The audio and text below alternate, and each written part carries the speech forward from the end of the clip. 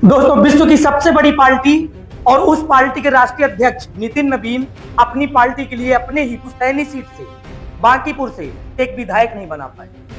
या फिर ये कहें कि विश्व की सबसे बड़ी राजनीतिक पार्टी और उस पार्टी के सबसे बड़े राष्ट्रीय अध्यक्ष एक सीट नहीं जिता पाए। क्यों? क्या यह अहंकार था या कुछ और? या फिर ये जेनजियों का गुस्सा था, युवाओं का गुस्सा था, आक्रोश था? ये सब कुछ जानेंगे हम इस छोटे से वीडियो में।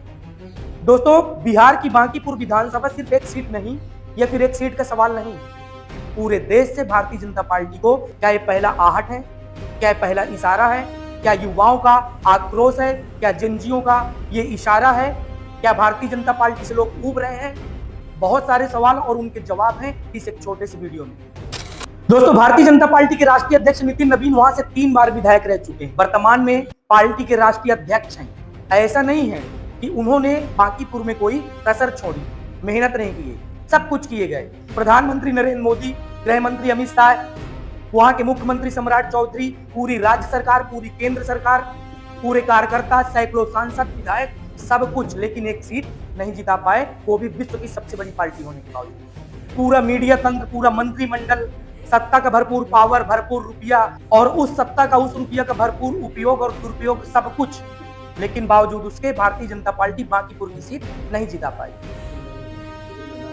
और उसका कारण यह है कि भारतीय जनता पार्टी को बांकीपुर सीट को लेकर इतना अहंकार था कि वो अपने मंचों से कहते थे कि हम बांकीपुर से कुत्ता बिल्ली लड़ाते हैं, किसी भी तरह हम जीत लेंगे। गढ़ है भारतीय जनता पार्टी, लेकिन देश के युवाओं का जो आक्रोश है, जो गुस्सा है, उसे उन्होंने इग्नोर किया, उसे समझ नहीं पाई भारतीय जनता पार्टी।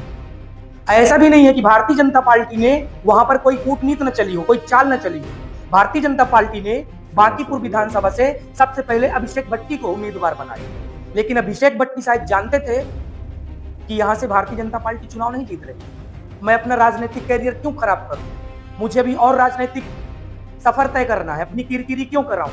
तो उन्होंने चुनाव लड़ने से मना कर दिया और हवाला यह दिया कि मेरे पारिवारिक मतभेदों के कारण, पारिवारिक कारण के चलते मैं चुनाव नहीं लड़ सकता। फिर भारतीय जनता पार्टी ने वहां से नीरज कुमार को टिकट दिया, अपना प्रत्याशी बनाया, और नतीजा ये कि नीरज कुमार को भी वहां से हार का सामना करना पड़ा।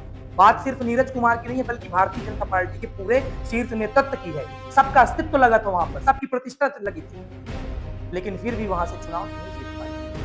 अब सवाल ये खड़ा होता है कि क्या भारतीय जनता पार्टी पर वहां की जनता को अब भरोसा नहीं है, या फिर देश के युवाओं को, बेरोजगारों को, पढ़े लिखे शिक्षित बेरोजगार जिन्हें आप आक्रोश कहते हो, या उनकी उपेक्षा है? आप भी जानते हैं और पूरा देश जानता है कि जंतर मंतर पर काफी लंबे समय से छात्रों की मांगों को लेकर, छात्रों की अधिकारों को लेकर, शिक्षा को लेकर, रोजगार को लेकर, धर्मेंद्र प्रधान के इस्तीफे को लेकर काफी लंबे समय से प्रोटेस्ट चलता आ रहा था। 20 जुलाई से वो प्रोटेस्ट एक दंगा में बदल जाता है। पूरे छात्र जंतर मंतर से संसद तक मार्च निकालना चाहते हैं, लेकिन वहां पर आताताई सरकारी गुंडे, सरकार उनसे बात नहीं करना चाहती, उन पर लाठी चलाई गई, उन पर आंसू गैस के गोले मार गए, लहू लुहान किया गया। पूरा देश देख रहा था और उसी समय बांकीपुर में चुनावी रैलियां हो रही थी भारतीय जनता पार्टी की। और उसी बांकीपुर में नितिन नवीन ने क्या कहा था, इन शिक्षित रोजगारों को क्या कहा था, ये जरा याद करिए आप। शायद आपको याद नहीं है, देखिए नितिन नवीन का ये संबोधन, जो वहां की रैली को, वहां के सभा को संबोधित करते हुए उन्होंने यहाँ के युवाओं को, बेरोजगारों को, जेनजियों को क्या कहा था, सुनिए आप। कि मित्रों, ये लड़ाई सामान्य लड़ाई नहीं है। जिस प्रकार से इस देश में एक वायरस और कॉकरोच जैसी पार्टियां आ रही हैं, ये देश को खोखला करने वाले लोग हैं। इन वायरस और कॉकरोच वाले लोगों को निश्चित रूप से ध्यान रखने की जरूरत है। ये देश के टुकड़े करने वाले गैंग के लोग हैं। इन देश के टुकड़े करने वाले गैंग के लोगों को सबक सिखाने का काम भारतीय जनता पार्टी का कार्यकर्ता ही कर सकता है मित्रों। तभी आज भाजपा इस प्रकार से विशाल देश की सबसे बड़ी पार्टी बनकर विश्व की सबसे बड़ी पार्टी बनी है। दोस्तों, जिन्हें भारतीय जनता पार्टी देशद्रोही कहती है, टुकड़े टुकड़े गैंग कहती है, डफली गैंग कहती है, निगारा कहती है, गटर की औलाद कहती है, वो जान गए हैं, वो जान गए हैं अपना अधिकार, अपना पावर, अपना हक कैसे लेना है। और ये बांकीपुर की विधानसभा सीट जो इतनी बुरी तरह से भारतीय जनता पार्टी हारी है, उसका नतीजा यही है, जेनजी, युवा। उन्होंने दिखा दिया कि तानाशाही अब देश में बर्दाश्त नहीं की जाएगी।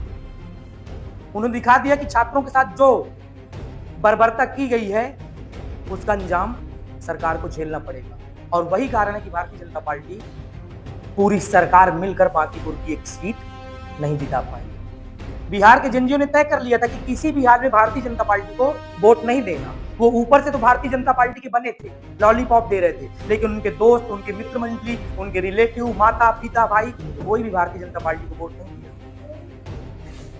सोचिए, भारतीय जनता पार्टी का गढ़, और वहां से सीट नहीं निकाल पाई, पूरी सरकार लगी थी। दोस्तों, ये जीत प्रशांत किशोर की नहीं, बल्कि प्रशांत किशोर को, देश के जिंजियों को, बिहार के युवाओं को धन्यवाद देना चाहिए। ये उनकी जीत। जिंजियों ने बीजेपी को इग्नोर किया है, बीजेपी को बताया है कि हम देश के युवा हैं, देश के भविष्य हैं, तुम्हें बना भी सकते हैं, बिगाड़ भी सकते हैं।